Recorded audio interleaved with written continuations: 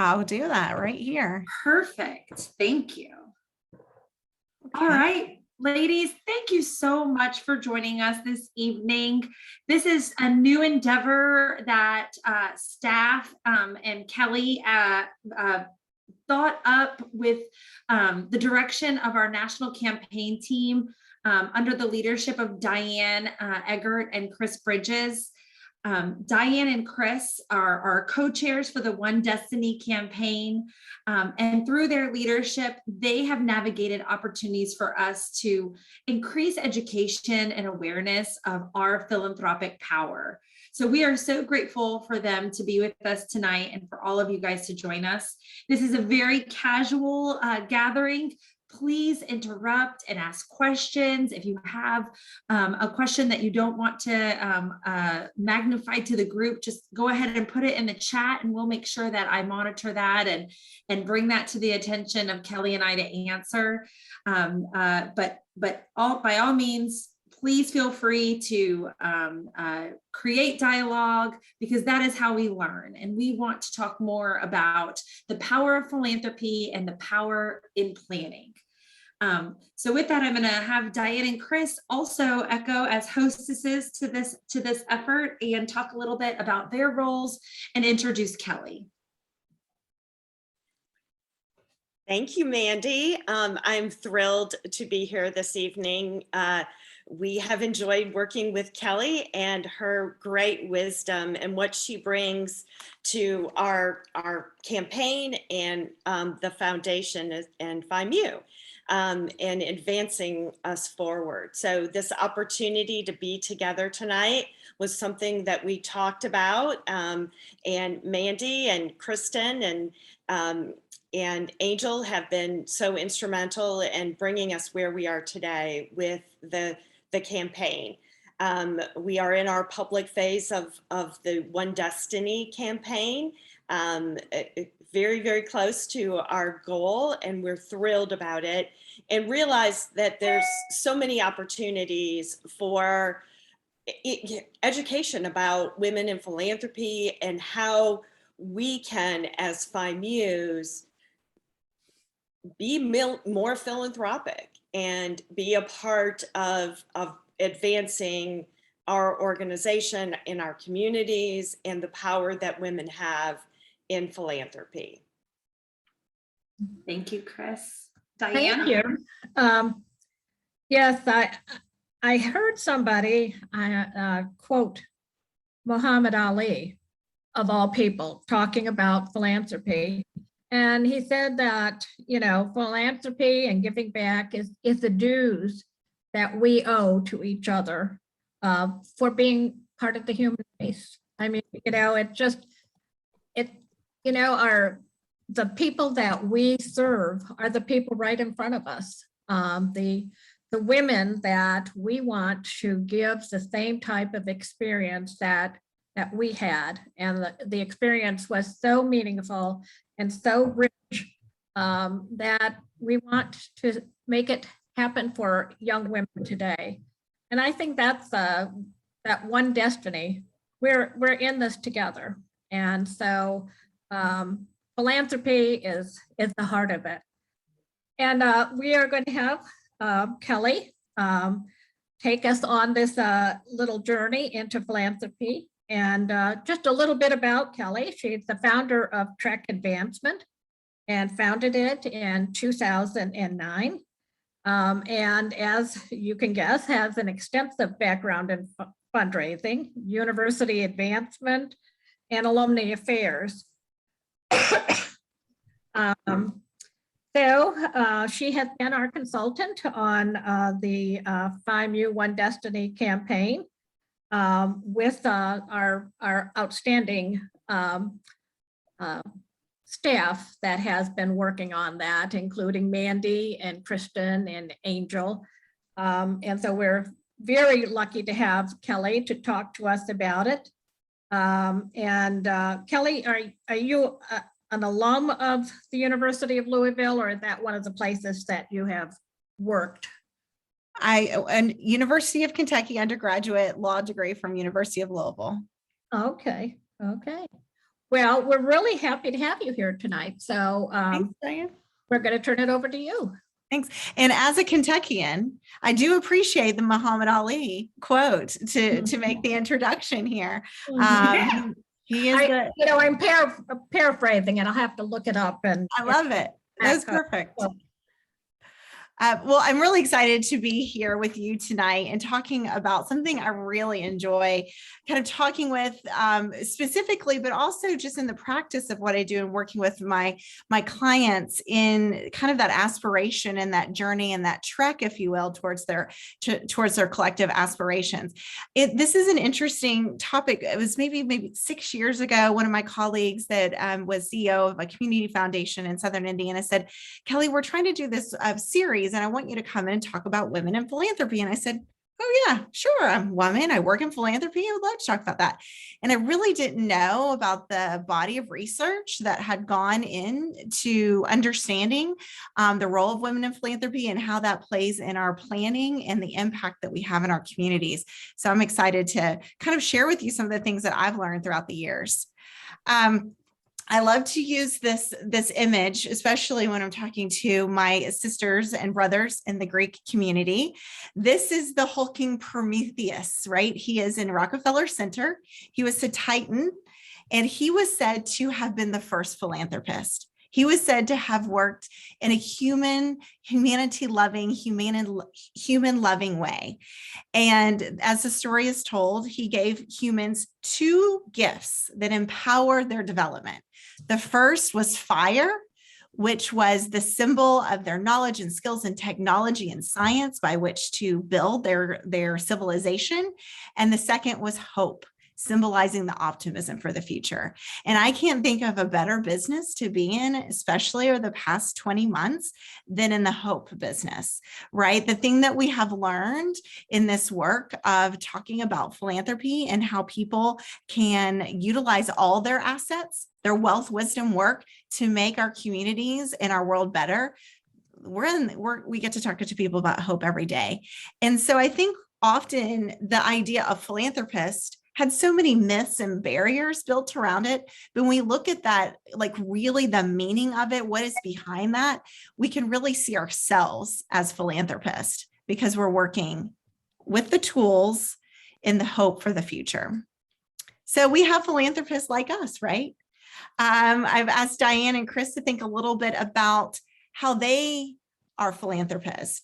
And I think one of the things that we've realized in recent times that the idea of a philanthropist isn't just about the money or the wealth that you give, but it's also about your work and your wisdom, or some say time and treasure and talent, right?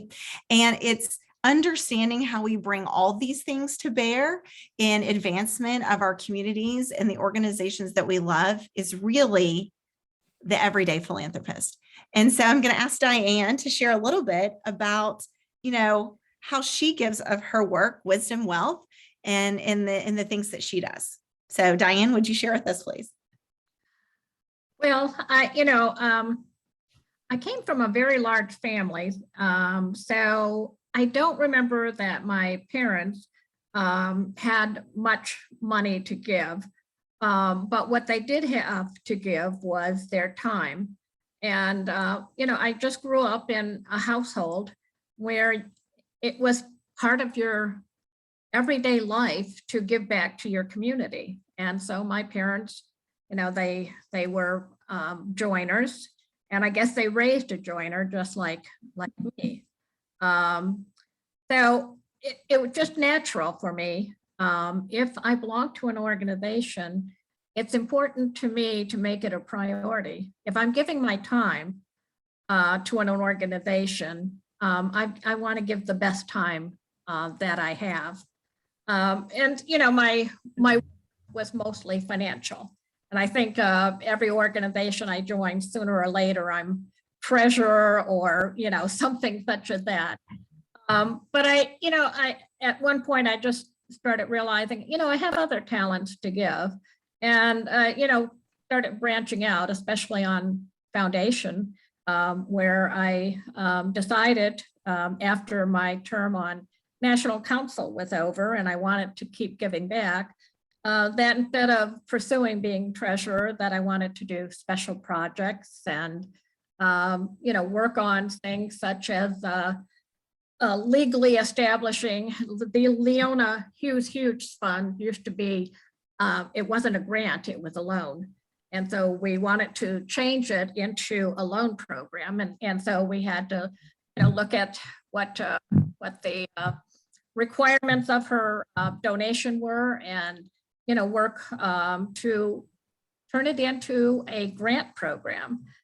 So, it just became a natural for me that I just wanted to be, part of not just, the finances, but also improving the programs that the foundation provided. Whether I had too much wisdom, I don't know. But I just always wanted to share. And every community that I've been a part of, sooner or later, I find organizations that say something to my heart, and I become part of it.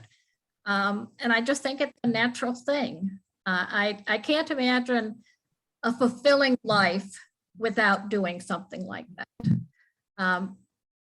And as far as my wealth, well, my husband and I, like I said, I came from a large family. We didn't have, family wealth to pass down. But my husband and I think we worked hard. We were in places that were the right time and the right combination of gifts that, we have accumulated some assets and resources.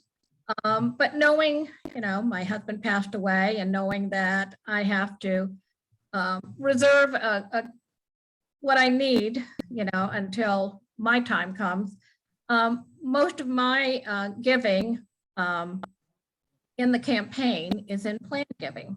And sometimes the adage that, somebody works so hard all their life and they look like they don't have anything until they die. And all of a sudden, that all those assets that come to fruition.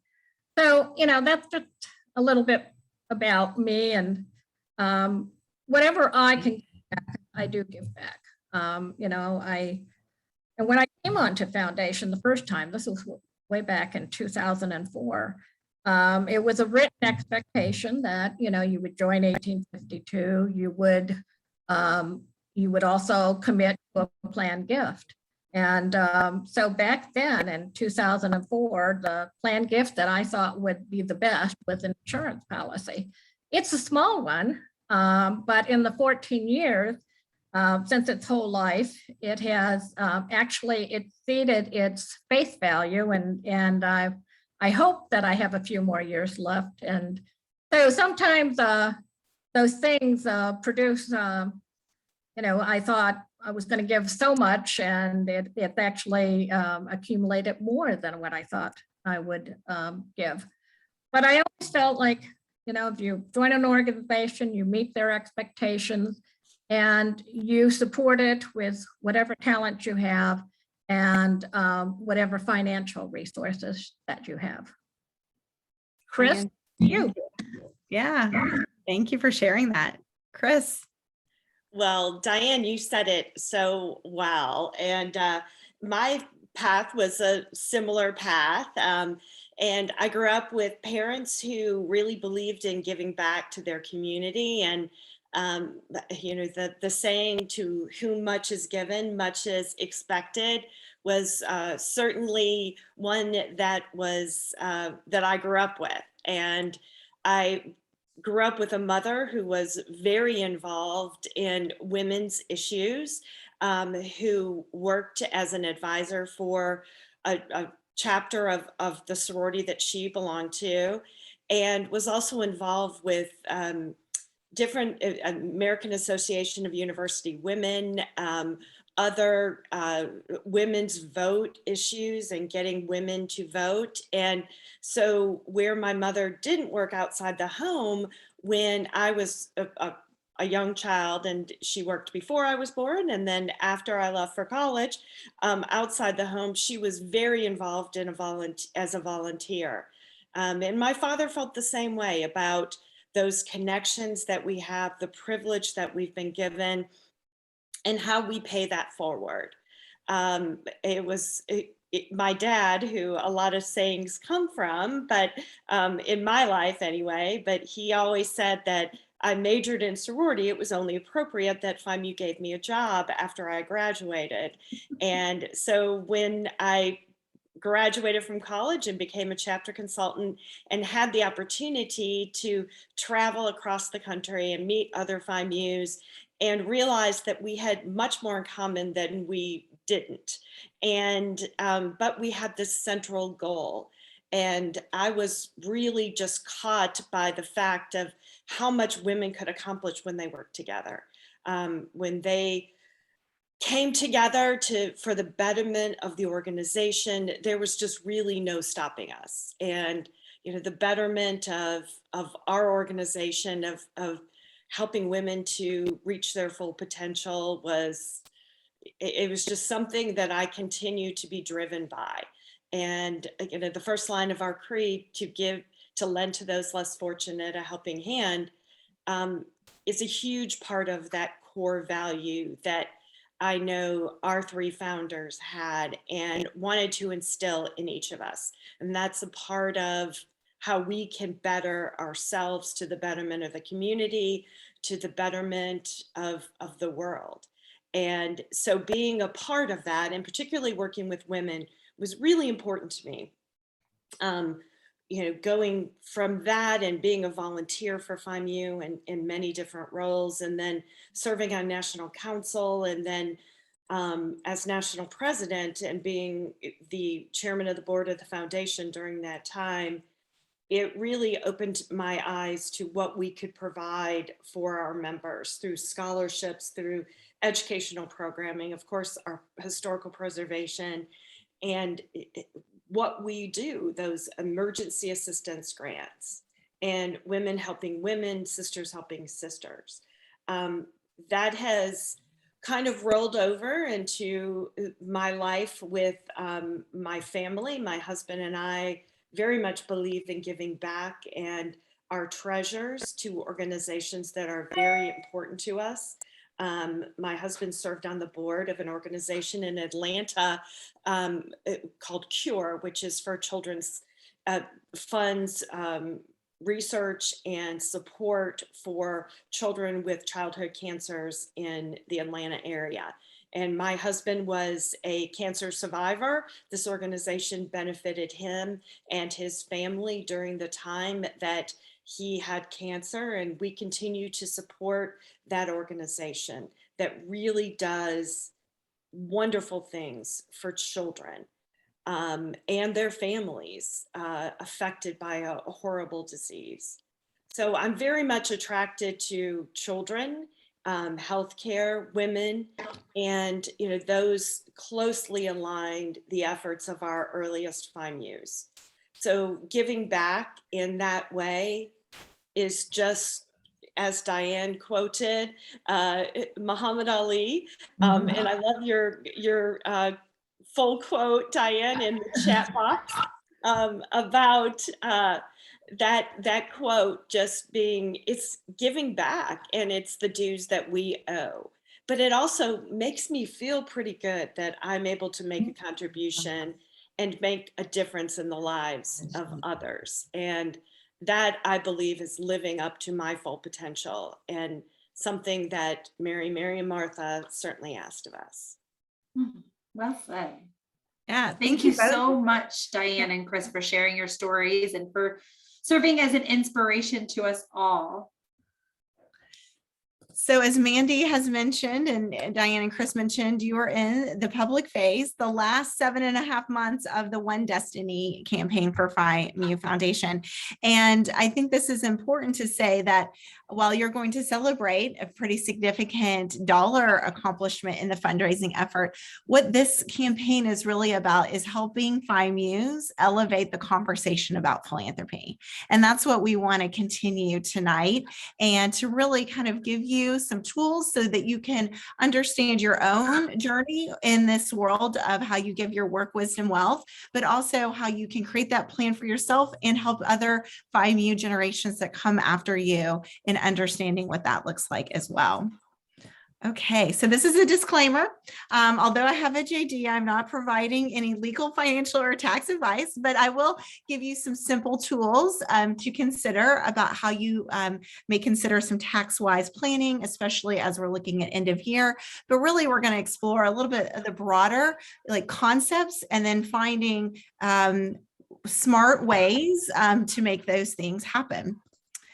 So, in the scope of women and role in society, it's really a changing landscape. Here's a quote from Jennifer Buffett. We're waking up to our voice, our power, our money, and just looking at the demographic changes that are happening. Obviously, Mackenzie Scott, formerly married to Jeff Bezos, made some big splashes with philanthropy in the past 2 years. So we're really seeing some significant gifts coming from women in our country. And really understanding kind of what is changing there. Well, population is changing. So in very short order, 2023, it's projected that boomer women will be over 54% of the population, US population. Also, in the wealth that we're starting to control over the next 20 years, women are going to be controlling a significant amount of wealth in this country, because one of the reasons for that is women inherit twice often from their parents and their husbands. So that's one factor. Also, just the consumer purchasing power that women hold in their households and how that's increasing. And because of FIMU, the leadership, education and training that women have received through college and the workforce has increased our ability and our capacity to generate wealth and hold wealth. Based on a McKinsey study, by 2030, women in the US are set to control $30 trillion. That's the gross domestic product of the United States. So women are really coming into significant wealth. One of the contextual things that we are in the midst of right now, we're in a $68 trillion transfer of wealth between now and 2052. And like I said, for all these reasons I just mentioned, a lot of that wealth is falling in the hands of women. So the landscape is changing quite significantly. If we think back to the founders that, Chris mentioned, and kind of what their vision, may have been for women in society and what they were starting through FIMU, and look at where we're coming into the resources, that wealth, to be able to really actualize some of those through our philanthropic means. So if I were to poll you, would you believe that based on research, women actually give more than men? There are gender differences in the cumulative amount given. So the Women's Philanthropy Institute, which is part of the Lilly School of Philanthropy, they have been conducting a research project called Women Give every year for the past 10 or so years.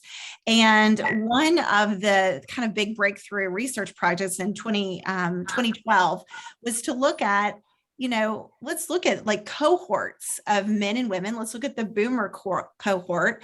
And based on longitudinal data, they looked at sample households, and it found that women give almost twice as much in dollar amount to charity than men. And I think a lot of us would be pretty surprised by that. And we'll talk about maybe some of the myths and barriers that kind of still may be around in that regard. Not only do women give more cumulatively than men, but women also inspire men to give. And research says that daughters make fathers gentler and more empathetic and sometimes more other-oriented. Male givers are more likely to have sisters, and males are more likely to give when their spouses and mothers encourage them to do so. So not only do we give more, but we also encourage men to give. There was actually a quote in Bill Gates' Harvard commencement speech that he said that his mother, Mary, never stopped pressing him to do more for others. And that was really kind of what got him on the path of his philanthropic journey. But you even have a FIMU example that we wanted to share with you. So a gentleman named Arthur Sagel, he had a single mother who was a FIMU. And one of your largest estates came through Arthur in tribute to his mother, right? And Arthur's daughter used to say that Arthur would say all the time that philanthropy is the greatest gift you can give to the next generation. So you have examples of sons of FIMU women who have learned that philanthropic behavior and been inspired to give because of what they've seen from their mother. So research that I talked to you about. So following up to that, in a 2013 Women Give research project, they looked at how do women inspire children to be charitable? And it was really interesting because they were trying to figure out, are there differences in girls and boys as we look at maybe the younger cohort? And, what differences might exist as it maybe relates to age, income, race. And so again, they looked at longitudinal data and they try to find, what are the different things that really how women inspire the charitableness of children. And I love that Diane and Chris both talked about this, like where they learned that charitable kind of inclination, that giving inclination. So their key findings from this research was that boys and girls are equally likely to give to charity. Nearly 9 out of 10 children between the ages of 8 and 19 give to charity already in the study, and that girls were more likely to volunteer than boys. But most children had parents who talked to them about giving. And the research found that it's not just enough to role model giving, but specifically talking to children about why you're giving and how you're giving really made an impact on children's desire and action and kind of being charitable. This had the same effect regardless of income level, the parents' income level, and the same effect regardless of race, gender, or age. So just the act of talking to your children or your grandchildren about the importance of giving has a tremendous impact on their charitable nature going forward. This is what we might sometimes call kitchen table philanthropy, right? Just having those conversations at the kitchen table and being able to just talk to that generation. And if we think about this beyond our children, but we think about this in our FIMU world, like what's that next generation? How are we talking? Instead of role modeling is important, but how are we talking to that next generation about the importance of charitable giving? Kelly, really Yes. quick, we do have a question that came through. Yeah. Robin Benoit asks, if women give more, then why are fraternity houses, at least in my area, outpacing sorority houses in terms of new and renovated houses? And also in the fundraising world of that. And I do think that we get into that a little bit as we move forward about what motivates us and what we give to. But I don't know if you want to go ahead and answer that, and I can kind of add on to what you have to say with some of the lessons that I've learned, especially in the space of capital projects. Yes, I think that's where the difference is, right, Mandy? Is That's that right. when we're talking about buildings, bricks and mortar projects might not be as motivating to women in philanthropy as maybe is to men. When we get into kind of some of the principles, and actually I was getting ready to go into that. And so we'll talk about that. And then Mandy, I want to hear kind of your thoughts and your experiences, is that women often want to put a face to the impact of their philanthropy. And that's not to say that, our Greek housing for women, there aren't campaigns that are significant and important, but sometimes what's motivating that giving looks a little different. And that's where we find that campaigns such as One Destiny that are about the long-term impact, the short term and the long term impact that are, really advancing the member experience really resonate with our women philanthropists. Mandy, you want to say anything about that before I move on to Yeah, that? I was going to say very similar, especially even in the university realm. Most men are more motivated by the space that they create, more of the value of their own personal celebration, or being able to see themselves in the process of fundraising, whereas women intrinsically have often given because of the transformational change that will come from their gift, and less on the recognition aspects of that gift. So that's why you see in capital campaigns for universities, or in our cases, fraternity and sorority buildings, oftentimes those men will outpace us in fundraising. But when it comes to the endowment campaigns, or leadership programming, or scholarship, or the ways women can make a transformational change for others, or the experience, the shared experience, that is when women really kind of step up to the plate and can see that long-term vision. Not to say anything bad about our counterparts. We need to make sure that all of these priorities are lifted up. But really and truly, as you'll see with some of the things that Kelly is going to now discuss, it really does talk about the motivating factors. Mm-hmm. Yeah. And this is so interesting because, like I said, when I first was asked to even kind of present on this, I really didn't understand the kind of body of research that had gone into this in the early 90s. And I'll tell you a quick sidebar. I was in Traverse City to speak at a client event there, and I was at lunch, and my host introduced me to this lovely woman, and we had just been talking about women in philanthropy. And I said, I've been reading this amazing book. It's called Women in Philanthropy. And the woman that they introduced me said, oh, I was the co-author on that book. So it was pretty awesome to kind of meet, some real life celebrities in our world that really pioneered the research here. And this really talks to what Mandy was just saying, that, what are the things that motivate women in philanthropy that might be a little bit different than what motivate men.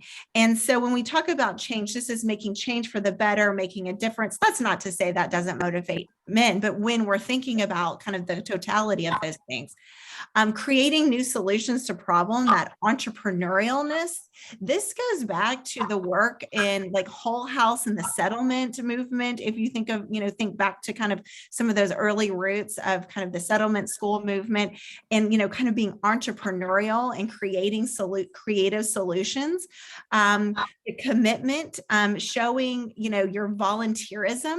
We even heard those stories here today, right? How volunteerism is really part of the totality of the commitment from the kind of that lens from a woman, looking at volunteering, giving work, wisdom, wealth to an organization. And this connecting to human faces, that's what we were talking about, that, are directly affected by the gift, and the building of partnerships and connection is a big part of that.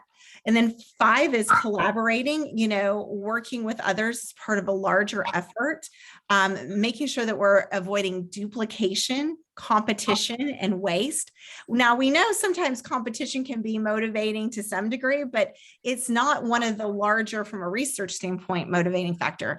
And the final thing is having fun together. Don't we love to have fun together and celebrate what we have done collectively? And that gives us deeper satisfaction in what we've done.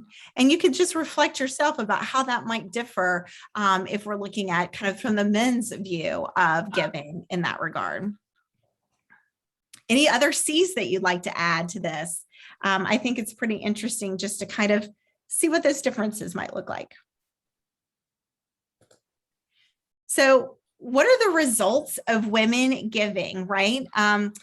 Kind of as women have become the power of the purse is one of the concepts that's talked about, like how we're coming in to kind of like understanding all the parts of the capital that's in our families, whether it be the financial capital, the emotional capital, the intellectual capital, and kind of understanding how we bring all those to bear through our giving lens, allowing women to take more control of their lives and their finances and their philanthropy and how that aligns. Gaining confidence in that work. And that's what I have found in working with, especially Greek women's groups in campaigns, is just that, not saying that we lacked confidence, but we had never really worked that kind of muscle collectively together, and really how this kind of builds that collective confidence that, yeah, when we see an aspiration, we can go after that together and make it happen. And then that courage capital is so important.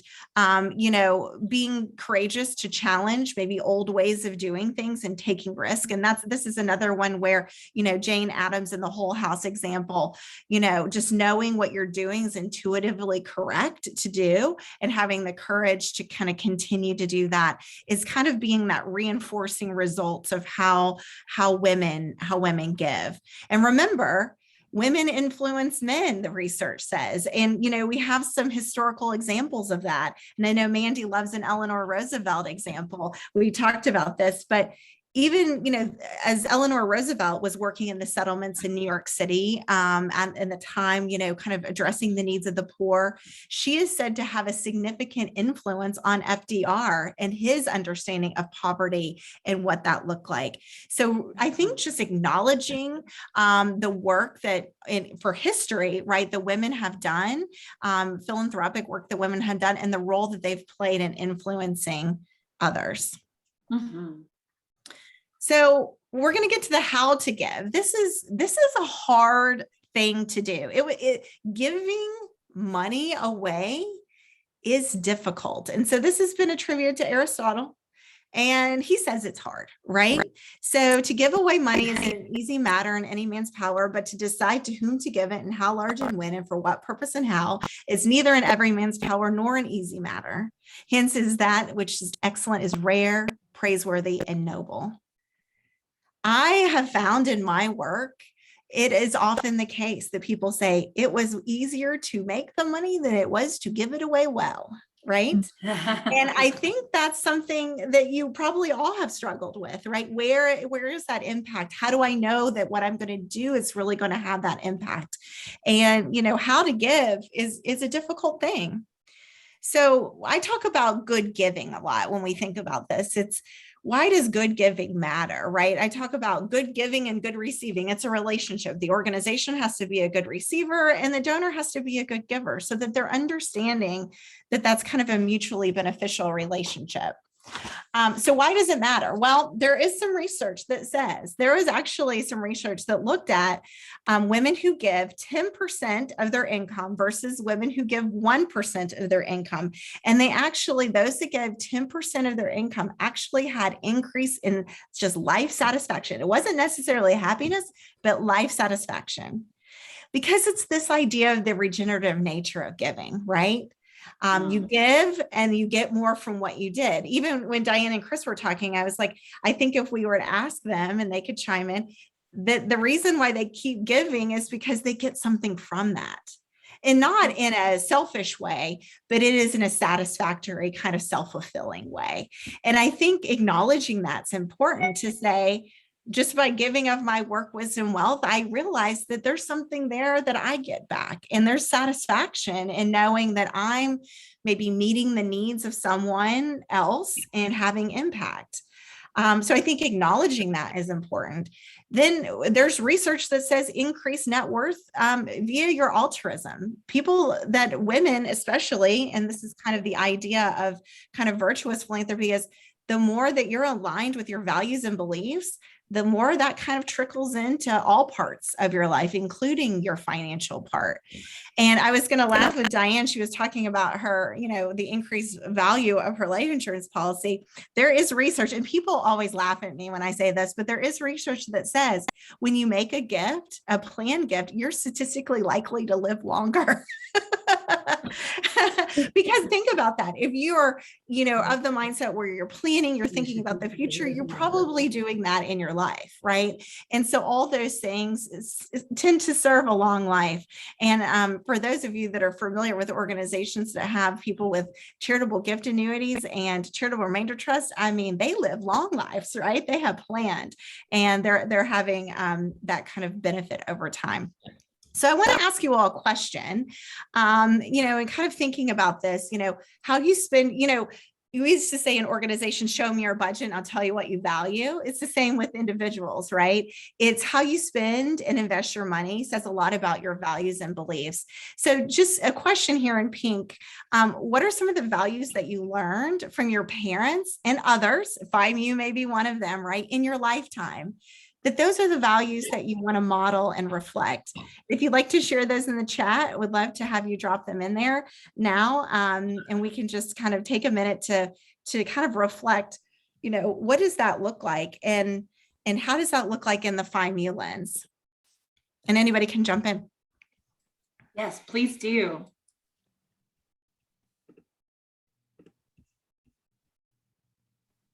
Okay. Well, I'll keep going as you're thinking about that question, because I think it is helpful to kind of framing how to give. So some things about being a gifted giver. I love this. Here's 10 strategies for more effective giving. And when I have this conversation with women, I love this because this is where the light bulbs go off and people start to say, wait a minute, I've been giving to lots of different things. And maybe those things don't really align with what I want to accomplish, right? And so these are some questions that kind of allow for some of that reflection. So one of the strategies for effective giving is to begin as early in life as possible, right? And that's what goes back to that kind of role modeling and talking to children, nieces and nephews, that next generation of FIMEs about what it means to give of all things, right? Be a philanthropist in the big term. Finding your passion and focus rather than scattering different gifts throughout different organizations sometimes. I think, rather than, just reacting to the solicitation, say, no, I'm very thoughtful. And I think Chris talked about this, is these are the things that I'm passionate about and I focus my philanthropy on so that I can see where that needle gets moved. Developing a giving plan. And this is something that we're going to get to in this webinar series as we kind of drill down into kind of workshopping what a giving plan might look like for you and how you can kind of think through that alignment. And then work for parity and giving in your household. What does that look like with your spouse, with your children, maybe your parents, if you're involved in a multi-generational giving strategy? Giving out of your assets. This is something that we're going to talk about, kind of tax-wise giving. How do you give out of your assets to make the most and utilize tax advantage giving? Give while you live. That's important. We want to see, the impact of that giving while you're also thinking about that deferred. And we know that in women's philanthropy, strength in numbers is a big idea. Being able to leverage your giving for others to join. So that's matches and challenges, teaching the next generation. And as we know from the research, having fun is important. So I want to talk a little bit about some of these tax-wise giving strategies, especially as we said here, going into the end of the year. And these are the ones I quite literally keep on a Post-it note at my desk with almost every client call. I hold it up and I'm like, here it is. End of year giving strategies. Don't forget, right? And I'm going to talk a little bit in more detail as you all are thinking through what kind of strategies might work for you. But here are the big ones. There's the extension of the charitable giving benefits from the CARES Act this year. So exclamation point. We don't know if this will happen in 2022, but this is something that is available to us right now. Obviously, appreciated assets as the stock market has been seemingly stable and growing. There are a lot of people with appreciated assets that I know a lot of CPAs, accountants have been instructing their clients to say this would be a good time to consider a gift. We'll talk about donor advised funds, the use of qualified distributions from retirement assets and deferred gifts. So first, like I was talking about, the extension of the charitable giving benefit under the CARES Act. So as you all know, a couple of years ago, income tax reform, there was a move to have more people take the standard deduction. And so it eliminated the income tax incentive for a charitable deduction on charitable gifts. However, this CARES Act extension for the charitable giving benefit allows for people to make cash cash gifts up to $300, up to $600 for those married filing jointly directly to a public charity. Now, these have to be cash and given to a public charity, not a donor advised fund or a private entity. But these allow for an above the line deduction on your income taxes. So again, this is this year. We don't know if it's going to be extended to next year, but this is something that is end of year kind of time sensitive. For taxpayers who do itemize, cash gifts may be deducted 100% of adjusted gross income. This is pretty significant because in previous, it's limited and what you can take against your adjusted gross income. Again, these gifts need to be made to a public charity during this year. And if your ability to take beyond, 100%, if you have anything of that charitable gift beyond what your adjusted gross income is, you can carry that forward for 5 additional years. That is what is typical in this space. This is something that you need to consult your accountant on about the specific kind of workings in your own tax planning. But I have known that those with pledge payments might accelerate their pledge payments to utilize this tax-wise giving. Or if you're thinking of, this is the year I'd really like to make a significant contribution to organizations I care about, this might be an added tax incentive to explore. Anybody have any questions about that or have any reflections on those that may utilize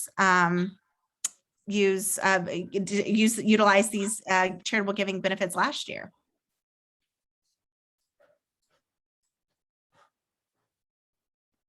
Okay. Kelly, this is Vicki. I'll just add, today's been kind of like my finance day.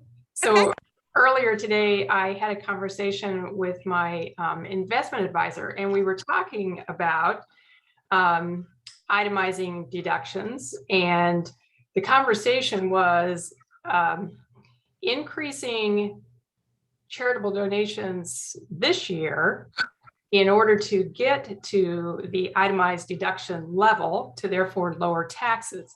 And it was an interesting conversation to think through all of that. And it's kind of one of those things that you just don't, I personally just, didn't have probably the awareness of the difference it can make in the tax conversation. So yes. Definitely talking with those tax advisors is a good thing right now. Vicki, thanks. Yeah, thank you for bringing that up. So when the standard deduction threshold was increased several years ago, the concept of bundling or bunching your giving into 3-year increments became something that a lot of tax planning, started to happen. And that's what you're talking about, Vicki, is saying like, every 3rd year, I'm going to do an itemized income tax so that I could, bundle all my charitable giving into that 1 year. And then maybe in the subsequent years, I'll just go back to the standard deduction. So that is another kind of tax planning strategy that kind of started when the income tax law changed. Absolutely. Thanks for bringing that up. Yeah. Yeah. Those were 2 new words I learned today, bunching and bundling. Bundling. Yes. We are right on cue, Vicki. Yes, that's good. The next thing I want to talk about, which is appreciated assets. So 501c3 entities can receive appreciated assets, and they don't have to pay the capital gains tax that a donor or an individual would otherwise have to pay if they were to sell that property. So property, obviously, the most utilized is stocks, but this can also be tangible property, tangible personal property, real estate, real property, that sort of thing. But, the easy thing, the most common thing is in a stock transfer. So by transferring that property directly to a 501c3 entity, you avoid the capital gains as if you were to take it in and sell it. And so if it's $100,000 gift from your stock portfolio, $100,000 to the 5U Foundation without having to take that capital gains haircut. And with more talk about increasing capital gains tax, I think more and more people are becoming aware of giving from their assets. When they're talked about that research, that's what they're talking about here, making sure that you're utilizing those tax advantage ways to give. The next thing is the proliferation of the donor advised fund. So donor advised funds are basically like a charitable checking account. So it's kind of like a mini foundation. You know, Fidelity has them, your community foundation has them, lots of other charitable trusts out there in your communities probably have them. But in 2019, about $450 billion lived in the total contributions in these donor advised funds. And that's pretty significant because, oh no, I'm sorry, it was 142 billion, 450 billion is what it's given away every year. It's a pretty significant amount of money that over the past decade has been going into donor advised funds. And the past 2 years, my clients specifically and nonprofits across the country are seeing a lot of money coming out of those donor advised funds into their annual grant making, to the tune about, last year was $27 billion were coming out of these donor advised funds. So these can be also really good, available, like I said, at the Fidelity level or at a community foundation level where you're setting up like a charitable checking account. Quickly, I want to go through because I want to make sure we hit all these, is the qualified charitable distribution. So this is available to donors that are 70 and a half by the end of the year. And it allows for donors to direct funds from their IRA qualified retirement asset. So here, this is important. The donor 70 and a half or older can direct their IRA custodian to make a gift directly from that IRA asset to charity up to $100,000 annually. This is a pretty significant giving strategy, especially for those 70 and a half or older, because typically you're retired at that point. You may not be itemizing like you would have in your income earning years. So you're avoiding taking any required minimum distributions, which you have to at 72 now. You're avoiding taking those in an income and having to pay income tax on them. You're just saying, no, give that to my charitable organizations that I care about. This is it's becoming more and more people are availing themselves this opportunity. And, one of the reasons is this is a highly, a lot of wealth has been accumulated in these qualified retirement plans. And it's really quite easy gift to just say, hey, custodian, here's the form I fill out. Here's my distribution of where I want it to go. And, you don't get a charitable deduction, the donor doesn't, but you also don't have to take it in as income and pay income taxes on it. So that's what makes this a very tax wise gift. And so we're seeing more and more qualified charitable distribution gifts happen. And last but not least, deferred gifts are always tax advantage because of the way that, they're advantaged in lots of different ways because especially if they're revocable, they're very simple to do. And one of, two very simple ways to make a deferred gift is to do a designated beneficiary of a retirement asset or a life insurance policy, much like Diane had shared with us. So specifically these retirement assets, because they are such large assets that people hold, and it can be very tax wise to make a charitable organization that you care about or multiple charitable organizations you care about the beneficiary of that asset. When that asset or if that asset gets passed to children, they can sometimes be taxed up to 70 cents on the dollar versus if it goes to a nonprofit, dollar for dollar goes to that nonprofit. So these can be changed by simple change of beneficiary form that can easily be found on your custodian, the holder of your retirement assets website. And so this is a really helpful tax-wise planning tool as you're looking at kind of the totality of your assets and where you want them to go. So I know we're here at 9 o'clock. I want to be mindful of the time and kind of keep our recording to an hour. So those that are watching later will keep with us. But those are all very easy ways to kind of leverage those assets, maybe just beyond the cash that you have in your checking account, leveraging assets to make gifts both now and in the future to benefit the organizations that you care about. And I love seeing some of your chats pop in there, kind of like what was mirroring and motivating for you. And I think about, how do you make the most of what you have to give to the organizations that you care about? I worked with a really smart man when I worked at Harvard University. He wrote a book book called Wealth and Families. His name is Charlie Collier. And he would say, there are 3 places you can gift your assets. You can give them to your heirs, you can gift them to Uncle Sam, or organizations that you care about, and you can choose 2 of those. And so I always love that kind of idea of how do I align, my giving both now and later to really accomplish what I want to see done in the world today. So that's great. So this is my call to action as we're talking about women specifically in that giving lens.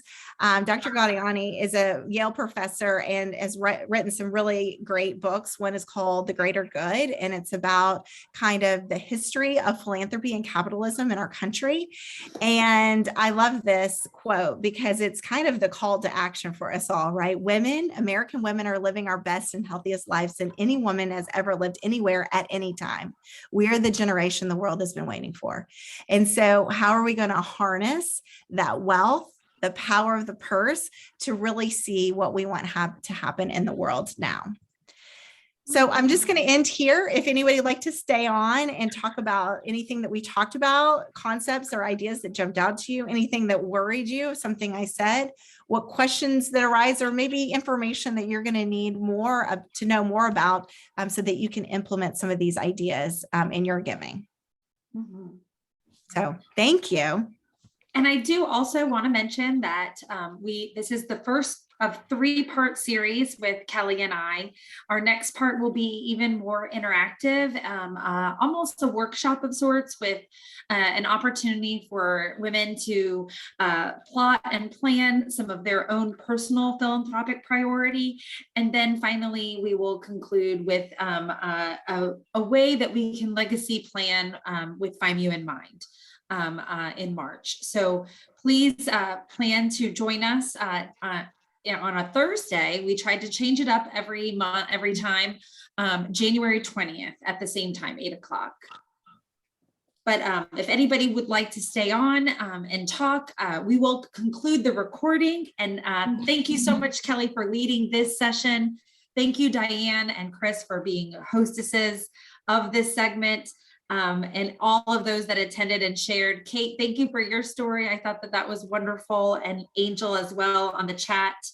We are so grateful for you all, and we hope to see you guys in January.